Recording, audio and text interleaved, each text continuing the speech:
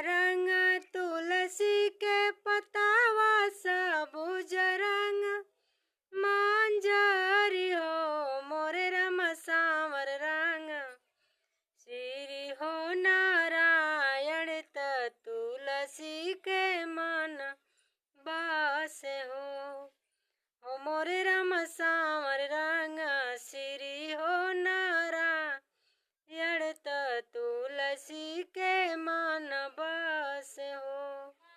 Hello दर्शकों, फिर मिलते हैं हम नेक्स्ट वीडियो में इसी गीत की अगली कड़ी के साथ। तब तक के लिए नमस्ते, प्रणाम, जय सीताराम। अगर मेरे गीत आप लोगों को पसंद आए तो आप लोग मुझे सपोर्ट कीजिए भाइयों और बहनों। आप लोगों के चरणों में कोटि कोटि प्रणाम।